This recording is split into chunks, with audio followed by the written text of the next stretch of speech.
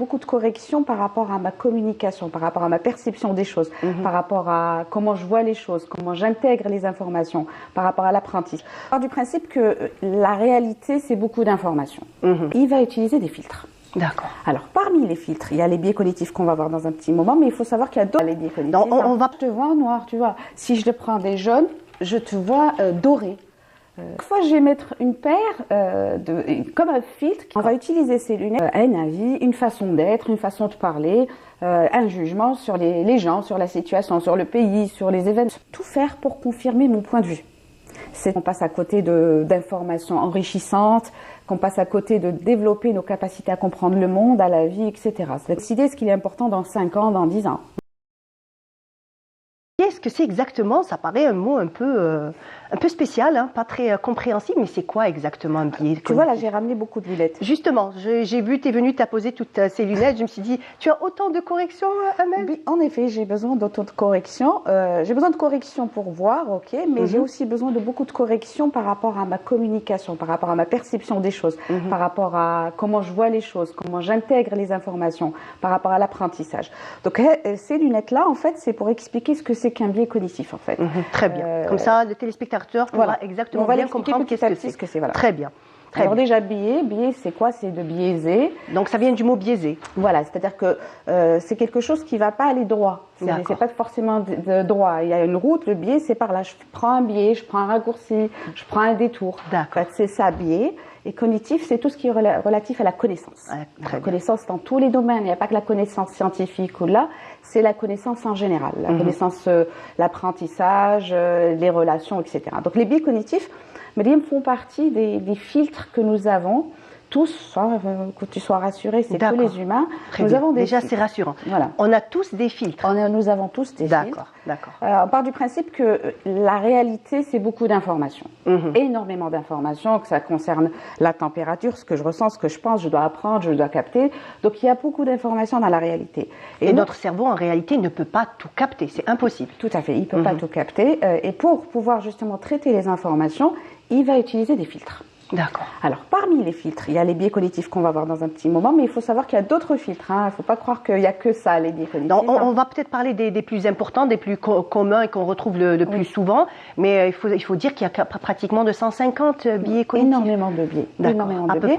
Mais avant les biais, il faudrait savoir, Myriam, qu'il y a aussi d'autres filtres. Il y a nos 5 sens, il y a notre personnalité, il y a notre histoire de vie, nos blessures, nos expériences de vie, il y a nos croyances, notre contexte socio-culturel, notre environnement. Donc il y a plusieurs filtres à la perception de la réalité. C'est comme des niveaux de filtres qui nous permettent de percevoir l'information, de la capter, de la comprendre et de la transmettre.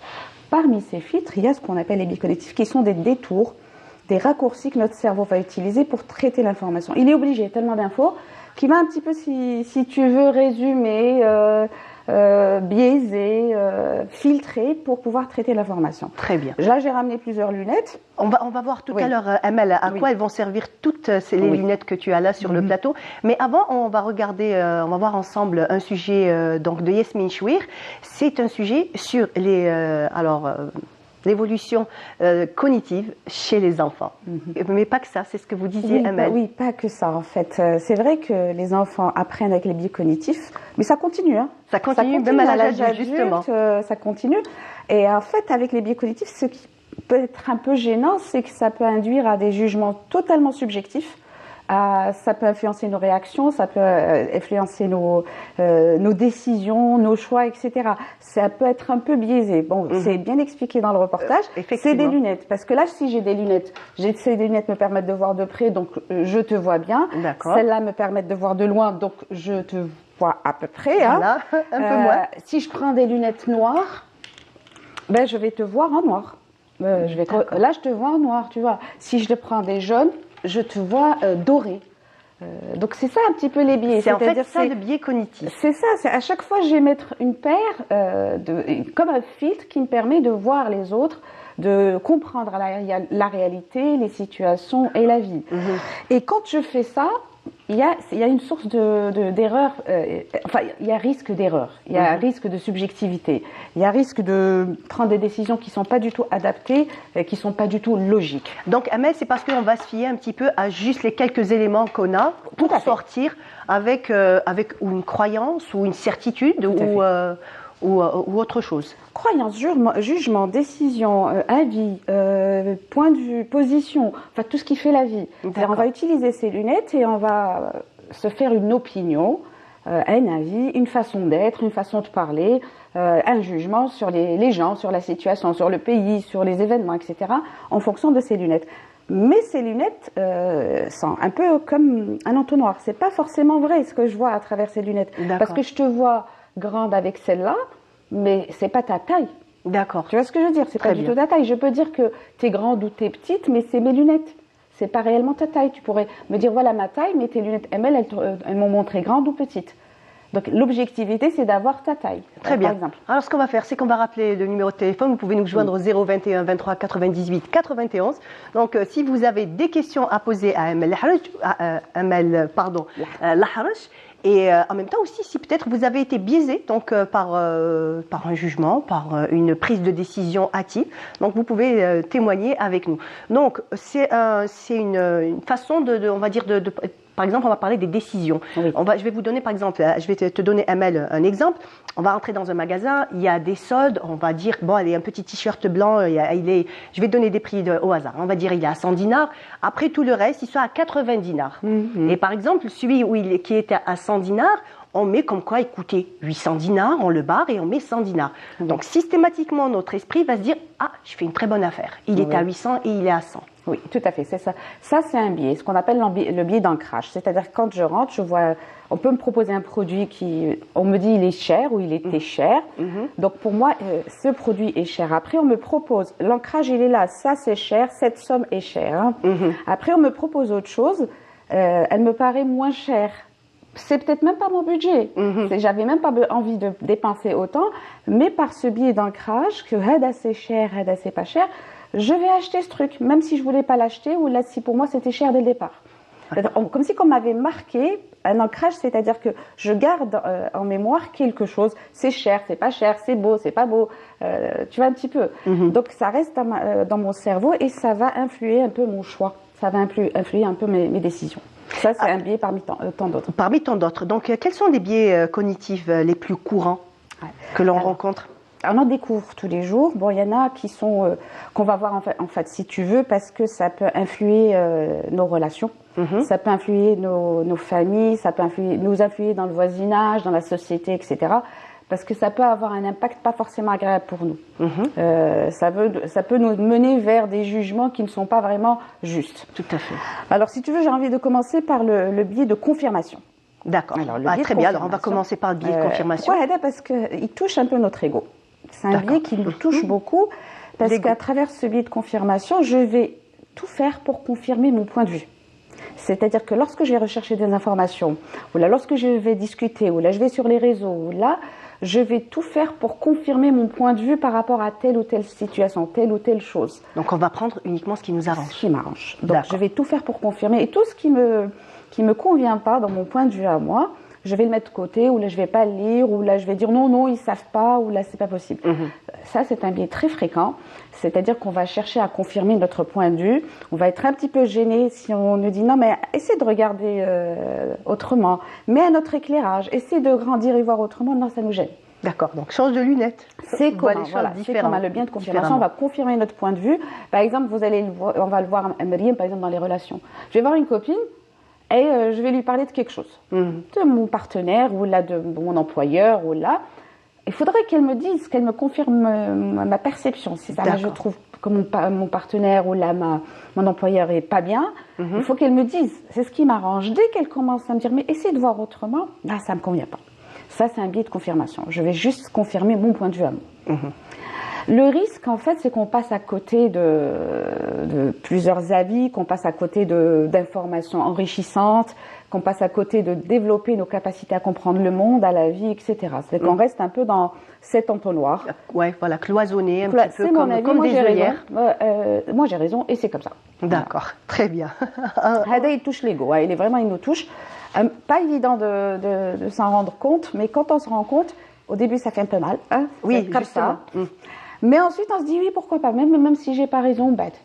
Donc, après, pas forcément avoir raison, ça veut pas... Oui, voilà. Si j'ai pas raison aujourd'hui, est-ce que c'est important que mon point de vue est décider ce qu'il est important dans 5 ans, dans 10 ans? D'accord. Donc, un autre biais.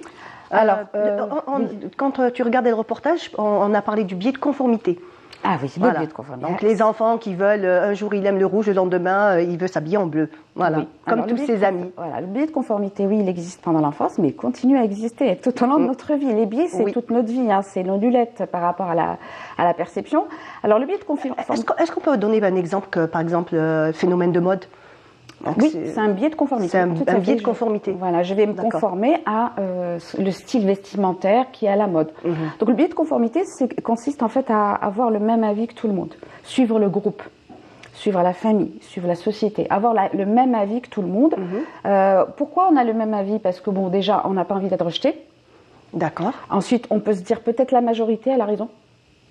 Ils croient ça, ils font ça, c'est peut-être qu'ils ont raison. D'accord. Voilà. Donc on remet en doute nos propres peut-être convictions ou notre façon de penser, hein, on la remet en question. Voilà, on se dit, s'ils sont nombreux, c'est que ça doit être vrai. Donc comme si que notre perception, non, c'est pas possible que ce que je pense est vrai. Ensuite, vous avez les injonctions sociales, donc sociales, culturelles, etc. Donc je peux suivre le groupe par ces injonctions, hein. C'est-à-dire je vais les suivre, c'est comme ça que Et aussi, parfois, on peut suivre un peu la majorité parce que dans cette majorité, il y a une sorte de chef. Vous voyez, les influenceurs, ou quand il y a une sorte de tête de file, on se dit, cette tête de file, elle sait. S'il est reconnu comme chef ou l'influenceur, c'est qu'il sait. Donc, moi, je vais suivre un petit peu le biais de conformité, c'est un biais de suivisme. D'accord, voilà. Très bien. Alors, ce qui est bien, c'est bon parce qu'on ne peut pas l'enlever complètement, ça nous permet d'avoir une cohérence sociale, familiale, on ne peut pas l'enlever totalement, mais il y a des moments où je me dis, est-ce que la vie de tout le monde est si important que ça? Est-ce qu'il est vrai? Est-ce qu'il est objectif? Est-ce que je peux le vérifier? Parce que ça peut m'amener à être un peu, je vais le dire, tabaïa. Oui. Des moutons, comme des moutons. Et du coup, justement, il y a même une expression qui est sortie dernièrement, le moutonisme, donc être comme des moutons et suivre. Voilà, c'est ça le moutonisme, c'est ça le risque en fait, c'est que je m'efface complètement, mon avis n'existe pas, ce que je pense n'a pas de sens, je suis plus un humain avec toutes ses capacités, tout son cerveau, sa conscience. D'accord. Donc c'est vraiment un équilibre. Hada, il est très fréquent. Vous allez le trouver dans les réseaux, vous allez le trouver dans phénomènes sociaux. Le biais de conformité est là, il est bon, mais après il peut être utilisé pas de façon forcément bonne pour notre intellect, pour notre personne, pour notre être. Donc les moutons, les moutons panurges. Justement, c'est pour ça qu'on parle d'esprit critique. Quand on parle de biais cognitifs, on dit qu'il faut avoir toujours cet esprit critique. Tout à fait, parce qu'en fait, les biais, c'est important, ça nous permet d'apprendre, de vivre ensemble, mais après, tout est dans la modération. Je ne vais pas me rebeller contre tout le monde, mais en même temps, quand je suis tout le monde, il y a des situations dans lesquelles je me pose des questions. Est-ce que c'est vrai? Est-ce que c'est correct? Vous allez prendre les fake news. Oui. Justement. C'est un phénomène il y a un phénomène de conformité dedans, c'est-à-dire que les gens traitent une fake news, personne ne va vérifier. Est-ce que c'est vrai? Est-ce que la photo elle date pas de 2 ans? Est-ce que l'information est vérifiable, etc. On va suivre le troupeau. Justement. On va diffuser cette information. Si tout le monde a dit ça, c'est que c'est vrai. Justement, on tombe très souvent dans cette erreur, hein, parlant des réseaux sociaux. On voit que, je sais pas, une image ou une scène, ou après on voit quand il suffit qu'on rentre dans les commentaires, on va se dire ah non, ça s'est passé il y a 2 ans dans tel pays, et alors qu'on veut l'associer. Et voilà comment en fait on biaise un petit peu on biaise la réalité. La réalité. Que ça soit voulu ou pas voulu. Ce qui est bien, c'est d'être vraiment conscient, d'en prendre conscience, de savoir ce qui se passe et se poser les questions, avoir ce réflexe. On a accès à tous les réseaux maintenant, à l'information. Donc je vérifie ce que j'ai. Je ne vais pas juste suivre le troupeau et diffuser une information qui n'est peut-être pas vraie, diffuser un avis qui n'est peut-être pas le mien. Donc juste avoir ce recul par rapport à ce que je ressens, à qui je suis. Très bien. Hada, c'est le deuxième qui est très fréquent. Très bien. Et le biais de négativité? Ouais. Alors, vous avez le biais de négativité, c'est les lunettes noires. Hein, en fait, voilà, on va prendre des noirs. Le biais de négativité, c'est ça. Très bien. En fait, ça serait quoi? Alors, il y a le corollaire de positivité, d'optimisme. Il y a de négativité, il y a l'optimisme. Donc, on va les voir tous les deux, parce que ça, la vie, il y a les deux polarités, la dualité. Donc, négativité, je vais porter des lunettes noires. Je ne vais que dans tout ce qui m'arrive, s'il y a une panoplie d'informations, de situations, d'événements, d'expériences agréables, je ferai la désagréable. D'accord, on va tout effacer. On oublie tout ce qui est positif, agréable, ou je prends que l'information de la situation désagréable. Vous avez par exemple, puisqu'on parle des réseaux, j'ai 20 commentaires positifs, un des wahed qui n'est pas positif. Qui m'énerve et je veux répondre et ça me met des émotions désagréables, etc. Dans le couple. Le couple, le biais de négativité, tout va bien. C'est-à-dire, on a des moments de tendresse, d'affection, ça se passe bien, on partage, mais on se dispute. Je vais regarder que les disputes. On va se focaliser juste sur ça. Je vais dire on se dispute tout le temps. C'est-à-dire dans le couple, je vais dire on se dispute tout le temps et j'oublie par biais de négativité, les lunettes noires. Je vais dire qu'on se dispute tout le temps, mais même tout ce qu'il y a autour, les moments qu'on passe ensemble, la solidarité, si tu veux la tendresse, le fait qu'on est bien, qu'on est le moment de partage aussi. Voilà. Donc je vais voir qu'on se dispute tout le temps. Qu'on me parle dans mon couple, je vais dire on se dispute tout le temps, on s'entend pas. Donc c'est qu'à le racher. Enfin c'est tout le reste. Tout ce qu'il y a autour. Voilà. Vous avez le corollaire qui est l'inverse, le biais d'optimisme. Alors c'est là aussi, je vais voir que les choses positives et rien qui ne serait pas positif. C'est-à-dire je vais être un peu love and peace. D'accord. C'est-à-dire un peu dans l'euphorie extrême, dans tout va bien se passer. Et je peux ne pas me préparer à des situations pas agréables pour moi. Je vous donne un autre exemple, puisqu'on parle du couple. Oui. Je suis avec quelqu'un, voilà, vous voyez la flamme des premiers temps, vous voyez là, il y a la passion. Donc, je vais dire, par exemple, elle ou il, là, je ne vais pas spécialement préciser au masculin ou féminin, elle est très jalouse, très très jalouse, mais on a le même point de vue sur la famille. Elle m'appelle 20 fois par jour, mais quand même, elle est belle. Ou l'inverse. Hein. Voilà, ou l'inverse. Hein. Il n'aime pas ma famille, mais se met nanani avec les papillons dans le ventre. Mais après, ne pas aimer la famille de l'autre ou être excessivement jalouse, ça peut être source de problèmes plus tard. Quand je suis dans le biais d'optimisme, je ne vois pas ça. Après, quand je vis ça, c'est là que je vais me rendre compte qu'il y avait un volcan et que le volcan a explosé. Donc tout est dans la modération, Madame. C'est comme un curseur. Je ne vais pas être dans le plus en excès, ni dans le moins en excès. J'essaie d'être un petit peu dans le juste milieu. Je pèse le pour et le contre. Ni je suis négative, l'absa hada al-khal, ou l'absa doré, je vois tout en... Ou alors rose, les années 60, mai 68 avec ça. Voilà, ça c'est très fréquent aussi. D'accord, donc vraiment trouver cette négativité. La négativité, oui, effectivement. Donc on connaît beaucoup de personnes où... Alors je te donne un exemple. Vas-y.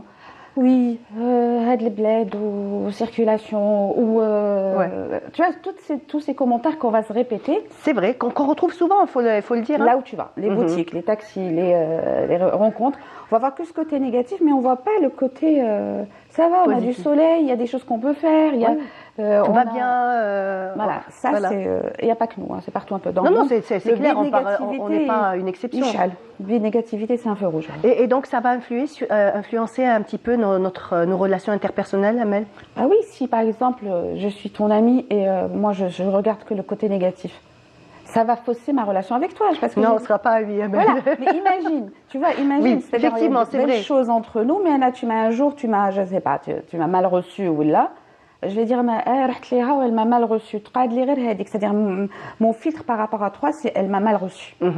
Donc ça y est, ton être en entier, je ne le connais pas. J'ai juste gardé un flash, un cliché de toi. D'accord. Juste une seule carte, surtout mais surtout le reste. Mes lunettes noires vis-à-vis de toi. Alors, on a aussi encore un autre biais, donc biais de personnalité et de l'effet Barnum. Alors, le biais de personnalisation et l'effet Barnum. En fait, le biais de personnalisation, c'est-à-dire que tout ce qui va me parler de moi, qui me personnalise, tout ce qui va dire toi, Amel, ou là, quand on m'envoie un courrier, à la Esmi, en fait, tout ce qui me nomme, va me ramollir. C'est-à-dire je m'amadoue. C'est-à-dire que Jenny Bria à la Esmi, je deviens gentille, je me ramollis, je m'amadoue parce que ça parle de moi. D'accord. Ça me concerne moi. L'effet Barnum est relié à l'effet de personnalisation. Alors, l'effet Barnum, en fait, c'est on va vous parler de vous, on va parler des gens en utilisant des phrases générales qui parlent à tout le monde. D'accord. L'horoscope. Ah oui. Les tests de personnalité. Je parle pas des tests costauds que les psychologues font. Hein. Je parle des tests qu'on va trouver sur les réseaux. La voyance, les cartes. C'est-à-dire qu'on va utiliser les réseaux, les citations. Le monde est dur. Oui. Et le monde ne voit pas ma sensibilité. Exactement. Ouais, toutes ces choses qui va se reconnaître. On aura toujours l'impression de se reconnaître à l'intérieur. Et c'est des phrases qui parlent à tout le monde. Je te donne un exemple, Liam. Oui. Bah écoute, tu es quelqu'un de très sensible. Généralement, tu parles avec ton cœur. Il t'arrive parfois de t'inquiéter sur le côté financier. Ces 3 phrases, elles parlent à tout le monde. Oui. Tu vois, c'est-à-dire que je prends n'importe qui ici dans le plateau, je lui dis ces 3 phrases, la personne, elle va me dire oui, c'est vrai, parce que j'ai tellement été généraliste et générale que la personne se retrouve dans ce que je dis. Donc l'effet Barnum, c'est ça, c'est qu'on va nous dire des choses tellement générales qui parlent à tout le monde, on va se retrouver dedans et on va croire que c'est fait que pour nous. Tu vas me dire, pourquoi je dois le... Oui. Et ça va en fait nous empêcher de nous remettre en question. Nous remettre en question, ça va nous amadouer, ça va nous ramollir. Hein. C'est-à-dire, je vais sourire parce que tu parles de moi et que tu m'as comprise. Hein, oui. Tu m'as comprise, tu as lu en moi. Donc, c'est bien. Ça peut être bien quand je suis dans un processus, par exemple, positif, par exemple, relation médecin-patient, mais ça peut être aussi utilisé dans la manipulation. C'est-à-dire, on peut me manipuler en me parlant d'une façon générale, de choses qui parlent à tout le monde, et moi je me dis, ah tiens, la personne elle me comprend, elle écoute, elle a un côté psy, c'est quelqu'un qui est sensible, intuitif, alors qu'elle m'a juste donné des phrases qui parlent à tout le monde. Bon, comme on dirait dans notre langage, des phrases bateaux. Des phrases bateaux que vous trouverez dans la pub, dans les tests sur les réseaux, dans la voyance, bon, je préfère le dire. Hein, parce que, bien entendu. Dans le tarot, dans les réseaux aussi. Les citations. Donc, d'ailleurs, il y a une citation. Tout le monde, ils sont méchants. Tout le monde, il est méchant. Hein, voilà, tout le monde, il est méchant, mais moi, je suis le ou la gentille. Ou la... je l'adore. Oui. Plus tu es authentique, plus ton cercle d'amis se rétrécit. Ah ouais, d'accord. C'est facile, hein, c'est vraiment, on va dire, le fourre-tout. Hein. C'est une phrase qui va parler à tout le monde. Oui. Mais après, quand tu vas voir les commentaires, tu vas voir qu'il y a 300, 400 personnes qui disent oui, c'est vrai, oui. Mais je connais D'accord. C'est qui les méchants? Voilà, exactement. C'est qui les gentils? Mais c'est une phrase qui parle à tout le monde. Elle est logique. Si je suis authentique, mon cercle d'amis se rétrécit, je ne vais pas avoir 100 amis. Et je ne peux pas être la même ML avec 100 personnes. Authentique, ça veut dire que si je suis ton ami, je suis être plus intime avec toi qu'avec quelqu'un que je ne connais pas. C'est un truc logique. Exactement. Mais les autres ne sont pas méchants. Absolument. C'est ce que je veux dire. Voilà. Est-ce que tous ces biais cognitifs peuvent influencer notre santé mentale, notre bien-être? Parce que ça peut nous induire à avoir des sentiments, des émotions désagréables, des sentiments négatifs. On peut se mettre dans une position de victime par rapport aux autres. Ça peut provoquer des états vraiment désagréables. Si vous prenez la négativité, vous prenez il y en a un, j'aimerais bien qu'on en parle, le biais d'attribution. Le biais d'attribution est très important, ça aussi, ça touche l'ego. On va revenir sur ça, Amel, dans le biais d'attribution, oui. Tu veux le faire voir après? Oui, donc on continue un petit peu comment ça influence. Oui, ça influe parce qu'en fait, ça peut m'isoler des autres, ça peut induire en moi des jugements faux, subjectifs, pas du tout objectifs. Ça peut m'empêcher d'essayer des choses, de m'ouvrir à quelqu'un ou à des gens. Ça peut induire en moi des conflits. Oui, des fausses croyances. Des fausses croyances, des conflits avec les autres. M'isoler, parce que dans l'extrême, je peux m'isoler. À cause de mes biais, je peux m'isoler. Bien sûr que ça peut aller dans ça. On ne va pas les diaboliser, les biais. C'est utile, mais c'est toujours dans la modération. Dans la modération. Voilà. Donc le dernier biais, Amel, dont tu voulais parler? Alors le biais d'attribution, il est aussi important, c'est-à-dire que je vais m'attribuer mes succès à ma personnalité, à mes qualités, et mes échecs, je vais les attribuer aux autres, à l'environnement. C'est la faute de l'environnement, la faute des autres. D'accord. Si je n'ai pas réussi, c'est à cause des autres. C'est la société, l'environnement, mais si j'ai réussi, c'est moi. Et par rapport aux autres, je vais attribuer aux autres leur réussite. Je vais dire huma, c'est huma li machi mlah, ana li mliha. C'est-à-dire, je leur donne pas le bénéfice du doute. Si toi tu réussis, c'est la chance, c'est que on te favorise, etc. C'est ton environnement qui a fait que tu réussisses. Voilà. Si tu n'as pas réussi, c'est plutôt une ti. Tu vois, c'est un peu ce truc un peu étrange où moi je réussis, c'est grâce à moi, je réussis pas, c'est les autres. Et dans ma relation aux autres, moi, c'est l'inverse. Alors là, Amel, il faudrait faire appel à quoi pour un petit peu bien gérer tous ces biais cognitifs? Oui, alors c'est bien que l'émission existe, qu'on en parle un peu, c'est déjà donner l'avant-goût, c'est-à-dire donner envie aux gens d'être curieux par rapport à cela. Soit on arrive à dire aux gens, soyez curieux par rapport à cela, à connaissance de votre être, qui vous êtes, comment ça fonctionne. Déjà, quand je suis curieuse par rapport à ça, je vais un peu me renseigner concernant les biais. Il faut apprendre, parce qu'il y en a 150, on ne peut pas apprendre à tout le monde 150, mais juste un peu de se dire, mais peut-être que j'ai des filtres, peut-être que j'ai des lunettes par rapport aux autres, à la vie, et en prendre conscience. Si j'ai tendance à toujours à vouloir avoir raison, et que j'ai toujours le même avis, tu sais, par exemple, Marie, il y a des gens qu'on ne change pas. Oui, faux. Oui, bien sûr. Oui, oui, exactement. Celui qui ne change pas, il va de l'aura, mais il n'avance pas. On change. Pouvoir prendre conscience de mes biais, les interroger, me poser des questions. Donc, enlever cette rigidité, Amel. Enlever, retrouver beaucoup de souplesse, me poser des questions. Si à notre avis, peut-être qu'il est vrai, il faut que je me renseigne. Avoir de la curiosité intellectuelle, parce que c'est un appareil extrêmement puissant. Il faudrait qu'on l'utilise.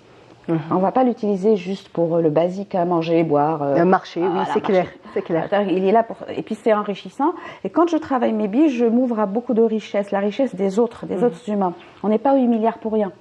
Tu as ta différence, j'ai la mienne, la sienne, etc. C'est-à-dire quand je m'ouvre à toi, je ne perds rien. Au contraire, c'est-à-dire que toi, tu me donnes une information.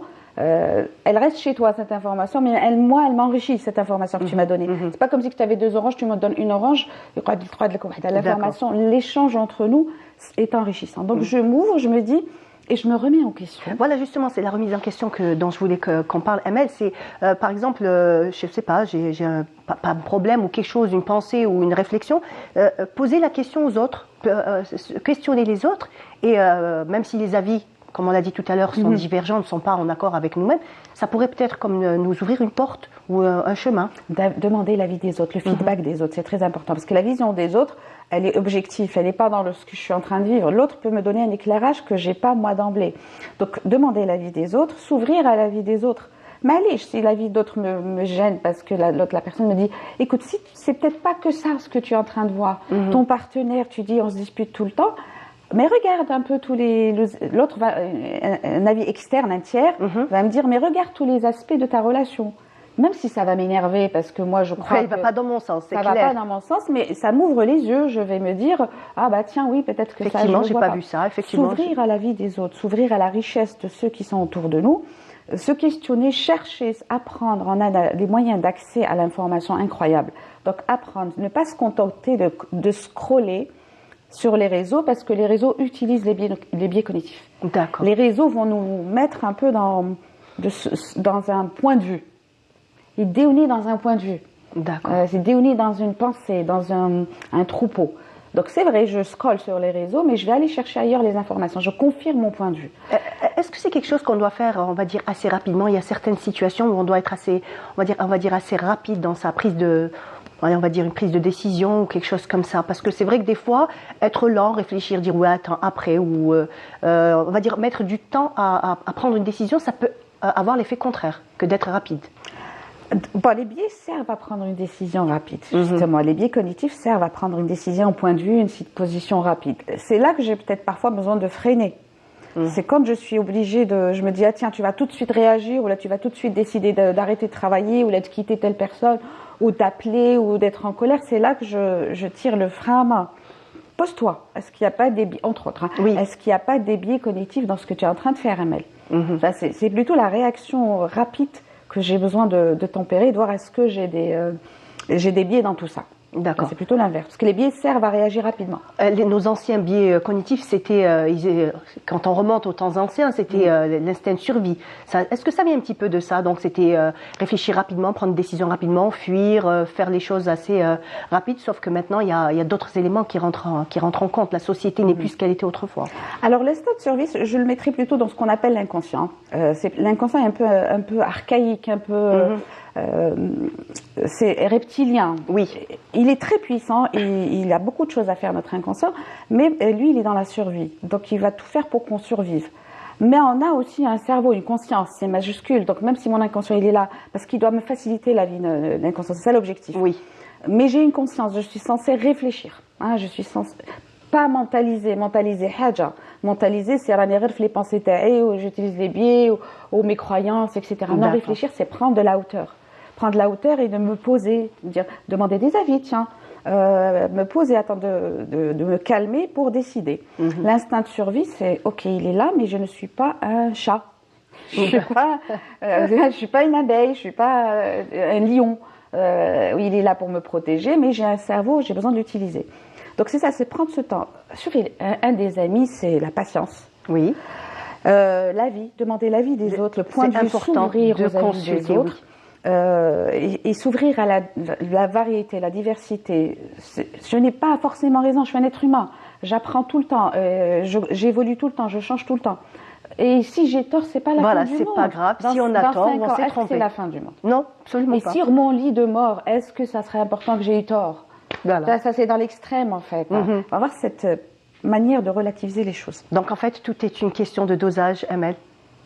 Bien dosé. Voilà, c'est-à-dire le juste milieu, revenir un petit peu, s'ouvrir aux autres parce que nous sommes des êtres sociaux, on a besoin des autres, des avis des autres. Ne pas se prendre au sérieux, non, ça c'est pas parce que j'ai un avis que c'est le meilleur avis. Et prendre du recul, de la patience. Et de ne pas avoir un avis sur tout aussi. Il y a ça aussi. Parce qu'on ne peut pas avoir un avis sur tout, c'est impossible. Effectivement. Voilà. Merci.